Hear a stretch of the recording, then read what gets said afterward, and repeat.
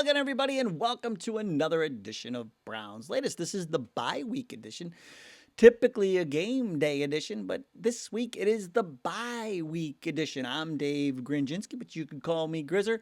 This is where we get you caught up with some of the latest news that's tied to our favorite team in the NFL, the Cleveland Browns. The elf on the wall should have told you. Thank you to everybody who has liked our previous episodes, who have subscribed to the channel. We're like 30 people away.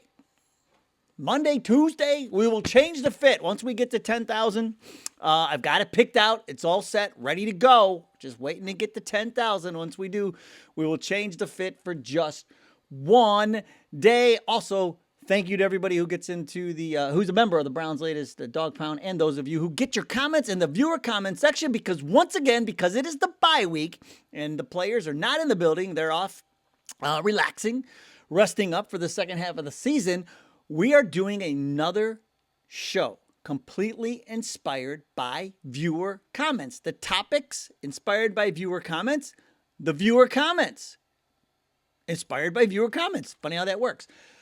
But our first viewer-inspired topic centers around the trade deadline. Topic 2, if you have 2 quarterbacks, you don't have a quarterback. Then we'll find out what ChatGPT taught us about Shedeur Sanders. And in the viewer comments, what somebody wishes one of the reporters at a Browns press conference would ask already. All right, calm down. We will find out. We'll get to the bottom of it, I promise. But the first things first, the trade deadline is looming. Browns have a couple of names out there. 3 for the most part, and one of them is actually now Myles Garrett. Who started this? Oh yeah, that was me. Remember the second that game ended, I said we got to trade Myles Garrett because you're never going to get, his value will never be higher. And everybody, people are like, you can't trade him, no trade clause. You can't trade him because of the contract. You can't trade. Well, that's all anybody's been talking about all week now. So I appreciate everybody who watches the show. You're welcome. But we begin with Tiki on pause. And I love Tiki because all of the takes are in capital letters. So he's not yelling at me. This is Tiki. I love Tiki. Always one of the first ones in the live. We always cut it up in the live. And so here we go. I thought this was a great take. Tiki says, a lot of smoke, not fire, just smoke of trading Myles Garrett. I don't know. I'm personally torn. I would hate to trade a Reggie White type pass rusher for first rounders that might flop or turn out to be day one starters. And that's the struggle. But I think you're right, Tiki. I think it's a lot of smoke. But listen to this. I was like, smoke. And then we get this. From Brandon Lee Gouton at Bleeding Green Nation, the Eagles apparently are interested in Myles. Although none of this is coming from the Eagles. So that's when I hear that, I go, well, then it's smoke, like Tiki says. But what Brandon Lee Gouton said is a rumor going around, and I have not heard it out of the Eagles. So then, it's already dead in the water. But I've heard it from a couple of other super high-ranking people in other teams that are clearly on the phones that Howie Roseman and the Eagles are super hot after Myles Garrett. That Howie would give up like 3 first-round picks for him. Like, if that doesn't say credible, I don't know what does. Like, I heard from somebody who was on a phone with somebody who had a phone, who was connected to somebody who was texting somebody, who said that they might be like sort of kind of interested in trading for, if possible, it just depends which way the wind is blowing, for Myles Garrett. Other than that, it's going to happen. You're right, though, Tiki. Tons of smoke, and I don't think there's any chance Myles is going anywhere. It's mostly because of the cap. Nobody's going to take on that cap hit. If somebody would be like, yeah, sure, we'll take the cap hit, the Browns would be like, okay, let's do this. The other thing is you're not going to get the fair market value for him because just like I said, when Myles announced to the universe that he wanted to be traded, the second he did that, We had no leverage. You can't go to a team and say, we're going to trade you Myles Garrett if you want him. And then they go, oh, you mean the guy who's complaining to everybody on the street about how much he hates Cleveland? He can't wait to get out of there? Okay, well, we'll give you a bag of balls. How about that? We had no leverage. If there was a way to have just kept it under wraps, if he goes to the team. See, this is why I like when Durant did. You know, when Durant goes to the team and says, look, I'm not going to stay, so you might as well get what you can from me right now. And they trade him and they get a boatload of stuff for him. You know, if that could have happened, I mean, what are you going to do? Like, it is what it is, especially if we weren't going to pay him. We deal with that with the Guardians all the time, where the Guardians, when certain players, look at half of the Toronto Blue Jays are former Guardians. Jimenez, Straw, Clement, they got Shapiro, the GM, they got all our people. It's the Toronto Guardians in the World Series, but we're used to that. And so you trade them and you get a bunch of, but we had no leverage, so you had to pay them. Now, here's what I will say. So the Myles Garrett, Kashi, they do this thing. It's that sports prediction markets thing. Well, I'm not even going to begin to try to explain it to you, but here's the simplest way to say it. They have Njoku at a 43% chance of being traded. Judy, a 9% chance of being traded. Myles Garrett's not even on the list. Those are the only two Browns players that are on this list. Jacoby Myers is the one with the highest percentage to potentially be traded, but that's where we're at. It's just not happening, but it sparked a great conversation. And Tiki, thank you for the take. Thank you for everything, for getting in the comments all the time and making your voice heard. Now, the next thing we need to talk about, taking two quarterbacks, and this comes from MD Live 330, which I'm not sure if that means Maryland Live 330. Could be MD, the abbreviation of Maryland, or does it stand for something like Miles Davis or my dog? I don't know. But what I do know is he's got a good take. He says, I understand to a certain extent about the Elway and Manning comment. Remember we talked about Elway and Manning and how it took time for them to grow and develop. And, you could even say the same thing about Aikman. Okay. But I don't remember Denver or Indianapolis drafting two quarterbacks in those years. So being that we drafted two, we should see them both play with the starters before we just stick with one of them. But hey, what do I know? I'm just a kid from Northeast Ohio. And you know what?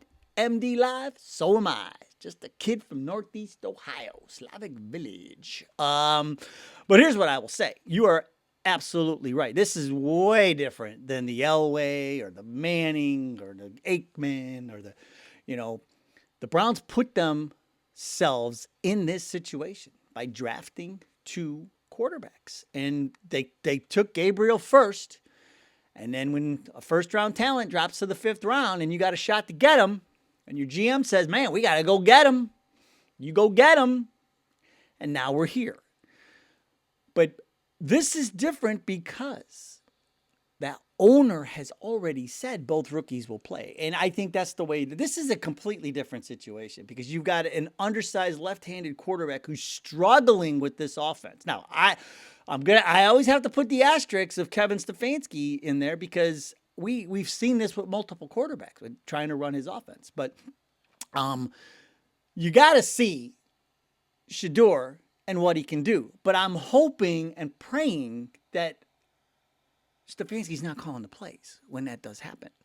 We need somebody who can get the ball down the field to the receivers. And we got to stretch this. You got to stretch the defense, man. We just cannot stretch the defense at all right now. But this situation, drafting two quarterbacks, you have to play them both. The owner says we will see them both. I fully expect to see Shedeur at some point here in the next few weeks. All right, speaking of Shedeur, Michelle Barnes, 575. The optimist in me is starting to think differently about Shedeur. ChatGPT said QBs who sit a year have greater success than those who start right away.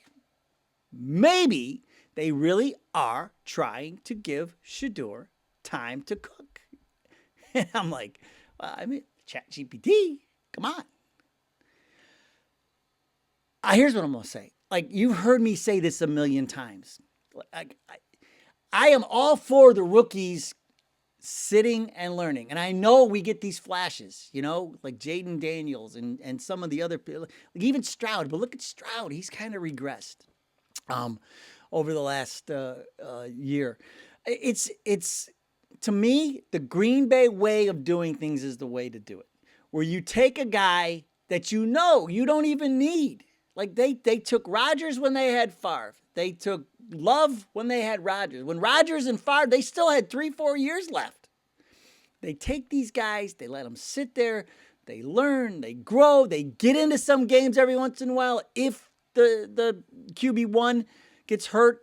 But it's in no way, shape, or form are they rushing them in there. And so then when it is finally their time to take over, it's almost like the college quarterback, right? It comes in as a freshman, and it'll like junior year that they're going to take over and take the reins, If it happens sooner, fine. Like what happened in Seattle with Russell Wilson. I mean, he was just better than Flynn Sanity. It was a Matt Flynn, I think it was. They signed him from Green Bay, and they thought that was going to be their quarterback, and then Russell Wilson came in, and he was just better, so they went with Wilson, and he ends up winning a Super Bowl.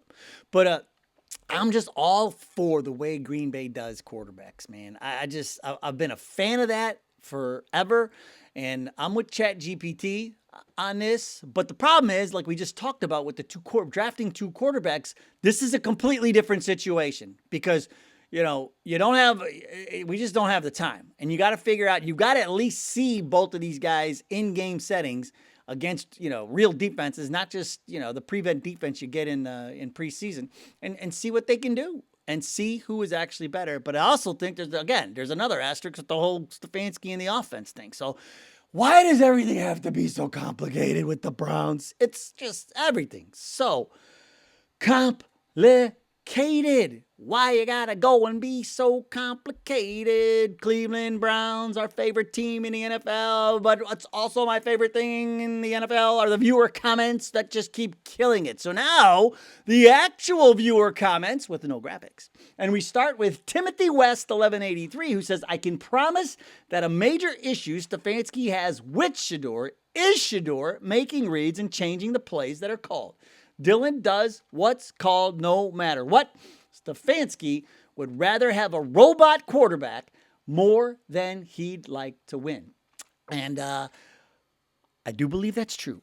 And remember we talked about how quarterbacks are very limited in this offense. And they are really not allowed to audible, change things up, change plays, improvise, none of that. Which is what Baker Mayfield talked about, said he was stifled. And so that's why we call Kevin Stefanski the quarterback stifler, not the quarterback whisperer, which everybody thought he was when he came here. No, he is now the quarterback stifler. And I had somebody say to me, and I thought this was great, and I can't remember exactly how it was said, but it was along these lines. With Gabriel, okay, here's the thing. You might win a few games with Gabriel. You might win with him, but you're not going to win because of him. And that's the difference. You have to have, like, all-pro receivers, all-pro running backs, all-pro line. I mean, I don't know. Maybe that's what Jalen Hurts kind of lucked in with Philly, but I still think Hurts is a great quarterback. But he's really grown into that offense. But look at that. Look. I mean, that offensive line is ridiculous. You got top talent receivers. You got Saquon Barkley. I mean, it helps a lot. So I thought that was a great observation from that person who said, might win a few games with Gabriel, but you're not going to win because of Gabriel. Sharon-GN3JX says, Cleveland Browns have some really good talent on the team today. There is not apparent motivation to keep them great. The current quarterback is suffering under the coach, so where is the development? We keep hearing about the lack of reps for 12. Is what kind of development? I wish one of the reporters at a press conference with the head coach would ask these questions so we can see him squirm. I am very disappointed that 12's rookie year has been weighted for someone's ego. Well, Sharon-GN3JX, he was asked about Shedeur and wouldn't the offense, along the lines, the reporter asked, how much worse can the offense be with Shedeur? Every time somebody tries to ask about Shedeur or something related and Stefanski just absolutely just won't talk about it, his answer is always, that's not where my focus is. That's not where our focus is. We're not focused on that right now. It's not where our focus is. It's always the focus. You always get the focus answer for that. When the team plays bad, you always get that we got to be better. Everybody's got to be better. And when you bring up Shedeur, that's not our focus right now. If he doesn't want to. So there's like canned standard answers for pretty much every question. He just rotates through them. He's got them like A, B, C, and D. And so whatever question you ask, you could be like, do you think the Cleveland Guardians are going to win the World Series next year? It's not my focus right now. I mean, you ask him any question, but he's got 4 standard answers that you're going to get, Sharon. So that's the problem. These questions are being asked, Sharon. They're just not being answered. Tommy Hahn says, I wonder how Judy and Bond feel about Gabriel versus Sanders maybe getting it downfield. Yeah, I think Sanders would get it downfield. I agree, but according to Kashi, we have a 9% chance of trading Judy. So Judy might not be I just don't understand why you get Bond, this speedster. We were so excited because that's all we kept talking about is how fast he is and this and that. He's going to stretch the defense and nothing. Absolutely nothing. Like, we can't even run him on a jet sweep. For the love of Pete, can we just use him? Mr. Brown, i.e. God, which is quite the YouTube handle, 2580. Mr. Brown, i.e. God, 2580 says, I'm not a Browns fan, but I love your energy, man. Just keep being you, man. And hopefully the Browns will get better. Just not better than my Broncos, LOL. And that is why I use this take. The last part of it. He says, hopefully the Browns will get better, just not better than my Broncos, LOL. Because one of my oldest, dearest, best friends in the world, who is a big Broncos fan and grew up in Colorado, also has the last name Brown. What is it with these people with the last name Brown who love the Broncos? What is going on with that? Yeah, no, I've gone out to Denver for a game, Broncos-Cleveland game, with my good friend who we'll just call JB, my man JB. His last name that's what the B is for. The B is for Brown. And and Mr. Brown, Broncos fan, I don't know. So that Broncos connection is it hits on a lot of levels, man. It's not just the drive and it's not just the fumble. It's the last name and the name of it's so weird. Browns and Broncos, man. There's something there, man. If your last name is Brown, 100% you're a Broncos fan. I'm convinced. There's no doubt about it. But Mr. Brown, i.e. God, I appreciate the take. That was great. And reminded me of my boy JV, man. That's great. So I can't wait to tell him about that.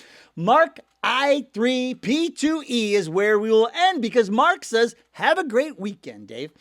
I'm going to miss watching the Browns today, but seriously, I was hoping for one more weekend on the patio with the fireplace and sweatpants on watching them, but I think next week we'll be pushing it. Yeah, well, I mean, we're into November, and around here in Northeast Ohio, yeah, the temperatures have dropped a bit, but you get those days where it's in November, the day that it's 60 degrees in November is the day I put up the Christmas lights. I don't wait. I don't care. It could be 7 weeks before Christmas. That's the day I'm putting them up because I know it's a fluke. I know it's a flash in the pan, and I take what God has given us. And so when he gives us or she gives us that day of 65 degrees on November, whatever, 9th, 10th, 8th, 7th, I don't care. The Christmas lights are going up. I drop everything and put up the lights because I don't want to be out there when it's 30 degrees. So, Mark, hopefully we'll get one of those days for you on a next a Sunday or two, and you can watch the Browns on the patio for more than just one time. All right, that's going to do it for today's show. Thank you so much for joining us. Go Browns! We'll see you next time.